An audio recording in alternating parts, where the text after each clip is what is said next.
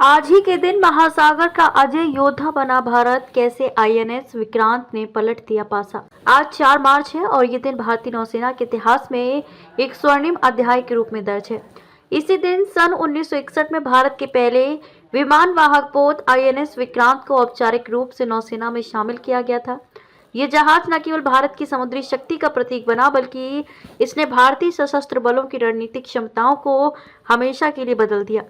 यहाँ हम 1961 के आईएनएस विक्रांत की बात कर रहे हैं। वैसे आपको बता दें कि भारत ने बाद में एक और आईएनएस विक्रांत 2013 बनाया, जो स्वदेशी रूप से निर्मित पहला विमान वाहक पोत है। लेकिन आज हम 1961 के आईएनएस विक्रांत और इसके गौरवशाली इतिहास को समझेंगे।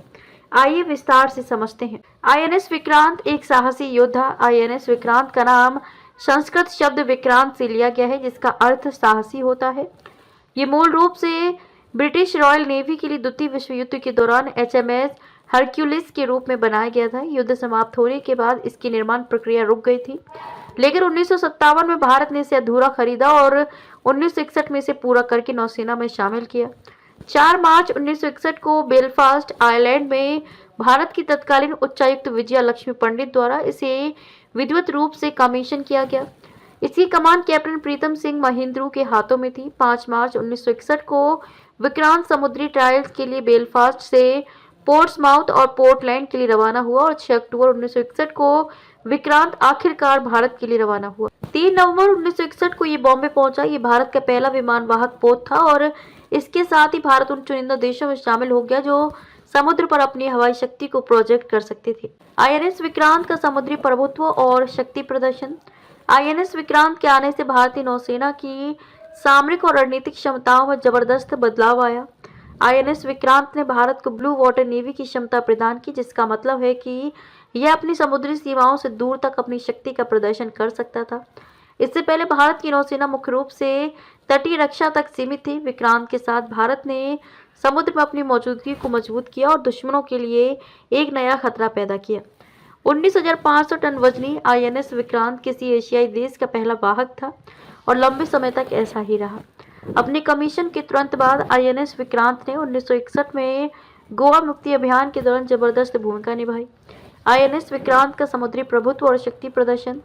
आईएनएस विक्रांत के आने से भारतीय नौसेना की सामरिक और रणनीतिक क्षमताओं में जबरदस्त बदलाव आया। आईएनएस विक्रांत ने भारत को ब्लू वाटर नेवी की क्षमता प्रदान की, जिसका मतलब है कि यह अपनी समुद्री सीमाओं से दूर तक अपनी शक्ति का प्रदर्शन कर सकता था। इससे पहले भारत की नौसेना मुख्य रूप से तटीय रक्षा तक सीमित थी। विक्रांत के साथ भारत ने समुद्र में अपनी मौजूदगी को मजबूत किया और दुश्मनों के लिए एक नया खतरा पैदा किया। 19,500 टन वजनी आईएनएस विक्रांत किसी एशियाई देश का पहला वाहक था और लंबे समय तक ऐसा ही रहा।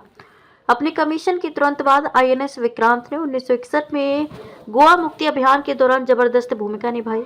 दीर्घकालिक प्रभाव। आईएनएस विक्रांत ने भारतीय नौसेना को एक नई दिशा दी। इसके बाद भारत ने आईएनएस विराट और आईएनएस विक्रमादित्य जैसे अन्य विमान वाहक पोतों को शामिल किया और हाल ही में स्वदेशी आईएनएस विक्रांत 2013 को कमीशन किया। 1961 के विक्रांत ने यह साबित किया कि विमान वाहक पोत किसी भी आधुनिक नौसेना की रीढ़ होते हैं। इसने नौसैनिक रणनीति में हवाई शक्ति के महत्व को स्थापित किया।